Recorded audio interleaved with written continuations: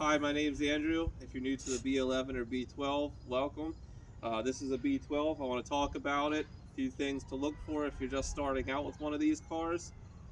First thing, if your car has been sitting for a while, this is the E-Series engine. Most of the B11s are the E-Series engine. It's timing belt driven. Look at the timing belt. There's a cover here. Take it off.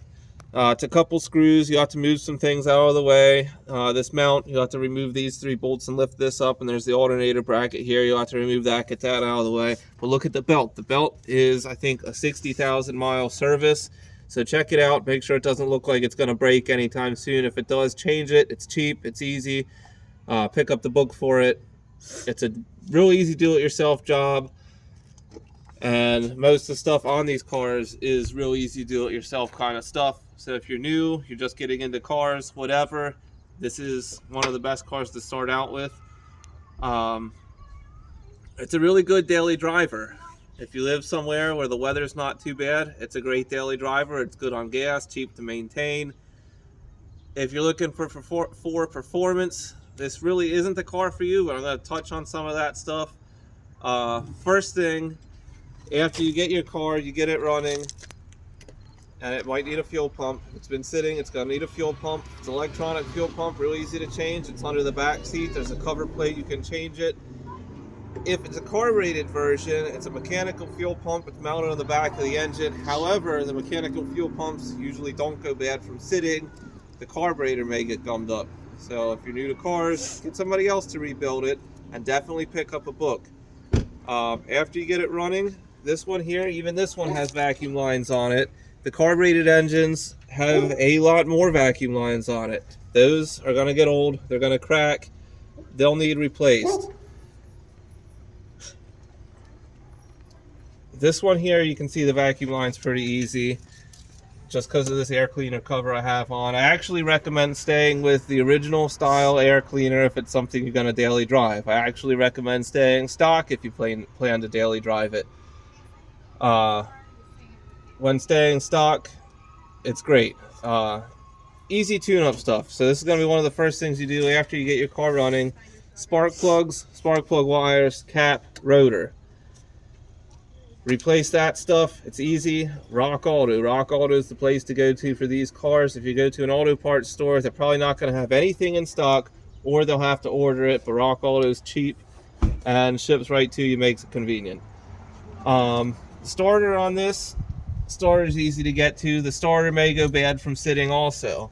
Starter is easy to change if you have the automatic. I forget what locations it's at on the automatic. But either way, not a bad job. That may be an issue if it's something from sitting. Let's see what else is on the list. Idle air control valve. I put that on my list today because on every Sentra I've had, it has been a problem. In the cold weather, it idles high and it stays high the whole time. Like 4,000 RPM sometimes. Very high. That's a big problem. However, on the throttle body models, this is the problem. Carbureted models, not so much. But it's on the back of the throttle body. You can take it off. It's 3 bolts. Make yourself a video of how you tore it apart. That way you can get it back together the same way. And when you tear it apart, I used parts cleaner, brake clean, cleaned everything off, got the gunk out of there, got it put back together, and it fixed the problem. When I got this car, it was a problem. This car had been sitting for a while. I did change the fuel pump on it, and that was once again one of the first issues I came across, was that idle air control valve. I think the 88 is the only one with this style idle air control valve, so yours is going to look different if you have the GA series engine. On the electronically controlled carburetors, I don't really remember too much about them. My very first one, it was electronically controlled carburetor, and I did have trouble with it, and by the time I got it fixed, a tree fell on it, squished the whole car, and it was totaled. After that, I had the GA16 engine. So up until then, it's always been a GA16 engine until I got this E-Series 7 years ago now, almost to the day. What else do I have on here? Talk about timing belt, alternator. Since we're in the engine bay, alternator. The original alternator is an 80 amp alternator. As long as you don't put any kind of stereo system in it, it'll work great. However, if you go to any kind of stereo system, you're going to need to find a performance one, and you can find them. They're out there. It'll cost more money, of course, but you can find a direct bolt-on. This one here is from an 05 Quest. I had this alternator when I had my GA series engine, and I had to modify some of the AC lines to make it fit. If your car does not have AC, it'll fit right on. You have to modify some brackets, change the belt, whatever. On this one here, I used a second bracket. I think this one's actually the bracket from the GA series engine to slide it over. That way I could fit it in here, and I had to run some new wires. And I think this is the original plug I found for this. So I don't think I needed to change the plug on this. On my GA16, I think I had to change the plug. I don't remember. It's been a while since I had that one, about 5 years since I had my GA engine. So I just want to mention some of the stuff, even though you can't look at it now. The GA series engine, since I said about the timing belt and I'm here, GA series engine, timing chain, easy 300,000 miles as long as you do oil changes. That's something you won't have to change. I never had to change. I did have to change one of mine at almost 300,000.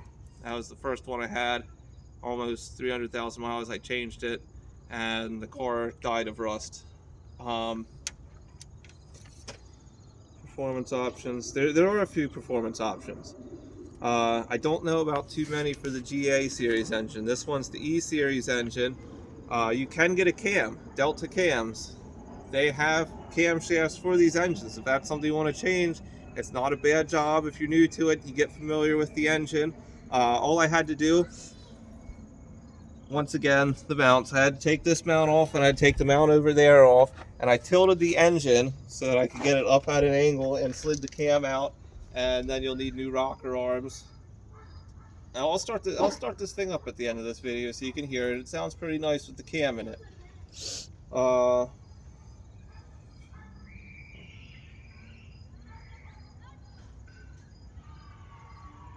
Okay, so not a lot of stuff left here that I want to cover. More of this is like about performance stuff. Brake options. Some people like to do disc brake conversions to these. For the rear brakes, there's no reason to change the rear brakes to a disc brake option. The drum brake is fine, it's very reliable, the stuff is easy to find. If you try and find the disc brake setup, very hard to find. If something goes wrong with it, you're going to be looking for parts once again, your car is going to be sitting. However, if you have the front brakes, you want to change them, the B13s, it is a direct bolt-on. You will need a new hose, you'll need the caliper, you'll need the rotor, and if you still have 13-inch wheels, the 13-inch wheels will no longer fit. It's a bigger rotor, it's a ventilated rotor, but the caliper has the same size piston, so it fits right on. No need to change the master cylinder or anything. It'll give you better braking. I live in Pennsylvania, there's a lot of mountains. These brakes here will get very hot. I've had these things glowing red before, and that was one of the reasons why I went to the ventilated brake rotor from the B13. I only changed this one back because I wanted to stick my 13-inch wheels on. I'm now going to a 15-inch wheel, and I'll show you about wheel options here shortly. I'm now going to go to a 15-inch wheel, so I will be changing it back. I don't have any of the stuff from the B13 anymore, but I looked it up, Rock Auto. It might be $120 shipped for a basic rotor, caliper, and hose. Like I said, direct bolt-on. Yeah. Wheels for these cars. You can find other wheels from other cars. It's a 4x100 bolt pattern. The only problem is the center bore from a lot of other cars. You're going to find a lot of Volkswagen wheels on there that are 4x100, but they will not fit. This one's a Saturn wheel. It didn't fit either. I used my router, and I had to make the center bore bigger so that it fits on. It does fit, and it looks nice.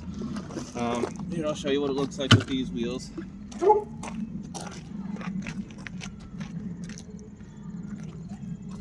So, another thing, this one has been lowered. There's problems about lowering the car. If you want to daily drive it, I do not recommend lowering it. This one here doesn't get driven much. It's not my daily driver anymore. It's probably never going to be my daily driver again. It's 40 years old, and the weather in Pennsylvania is terrible. It'll ruin your car. It'll rust out just like most of my other Nissans. But it's been lowered. It has B13 springs on it. It's a 2-inch drop. I did have 17-inch wheels on there, aftermarket, and I did have to buy the fender roller to roll it. But other than that, no rub issues. On the 17s, I used 205/40 17. These ones here, the 15s, what size is this? This one is 185/50 515. It's about the same diameter as the 17-inch wheels that I used. The problem with the bigger wheels is actually here in the back. It almost touches the strut tower. I can't even fit my finger in there. I could probably barely fit this paper in there. One. So, like I was saying about the tires, it hits in the back right here. It will hit there. That's a problem. So you can't really go with anything too big. And then if you lower your car, the control arm is a lot lower to the ground. So you're going to have suspension problems because it kind of pushes the control arm up like this just a little bit. And then the oil pan. The oil pan, I had to change 4 times, or at least take it off and weld it back together. The thing turned into a smashed piece of crap. So that's the problem if you lower it. Your oil pan. I actually ran one car out of oil, the E-Series. Luckily, nothing happened. After getting it back home and changing it, I left the car run for a little bit, let the engine get good and hot, and the engine stopped making noise, and it was fine until the car rusted out. Some other things you might want to change. So that's part of the video here, some things I want to talk about. You can get a tack cluster for these. It's not just the cluster that you will need. If you get the tack cluster, and I have one, you will also need the wiring harness. You will have to tear the whole dash apart to change the wiring harness. This one here, I actually like it, and this is one of the reasons why I haven't changed it yet. This is actually just a sticker. I got this, I think, whitegauges.com or something like that. You can take it apart. It's pretty easy. There's a few screws here. Lower the steering column, pull the cluster out. Everything pops apart.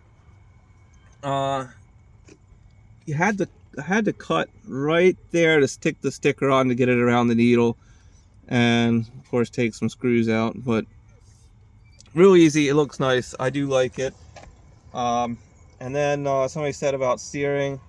I did forget to mention about the power steering. So this isn't quite it. But they had a tilt column. This one has the tilt column. It's almost useless though. I actually used the other cover from the non-tilt column because it's smooth on the bottom. Tilt column only moves up and down about 1 inch. It's dumb. This is honestly where the stock non-tilt column sits. It's right in this exact position. So I didn't even move it. It has the tilt column option. I don't even use it. So that reminded me about the steering. Hang on, I need a drink. One. So if your car does not have power steering and you want to change it, this car didn't have power steering. I wanted to change it. There is some things you will need from used cars. You're not going to get new. On this one here, it was the brackets to put on the power steering pump. This one here, I got a good used power steering pump, and it came with the brackets. And then the hoses, this bracket here, I forget how I found that. But this bracket here that holds the lines, you'll need that. And then you'll need the power steering rack. I don't know if the power steering rack is available new. I got mine from Rock Auto. And the only thing I had that was really a pain in the butt is this rear mount. I had to take that out to get the power steering rack in. And I think I might have had to tilt the engine or something like that, so I might have moved some other stuff. But that's definitely something convenient to have. Sorry, a lot of talking. Drying up.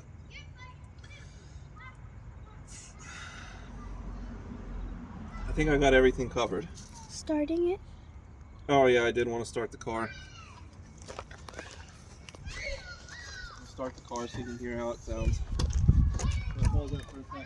Oh, yeah.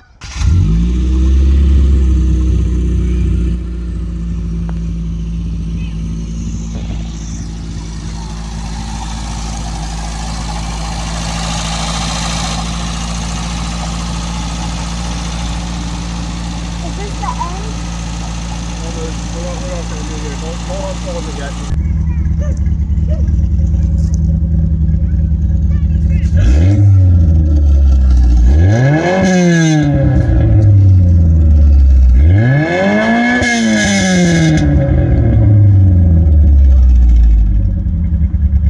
One. Just two things here quick. I don't remember if I mentioned in this video. Fuel filter, change the fuel filter. This one's on the firewall. This is a throttle body injection model. I don't know where it is for the carburetor, if it's in the carburetor, if it's just still in the same spot. Make sure you change the fuel filter, especially if it's something that's been sitting. And then if you have the automatic, change the fluid. The automatic is a good transmission. It's just a freaking slush box. It's not going to be very fast. The car only makes 65 horsepower at the wheel. If you have the manual transmission, change the fluid on that also. And at 150,000 miles, it might need a clutch. The clutch is easy to change. And that's pretty much it for this video. Thanks for watching, and welcome to the group if you're new.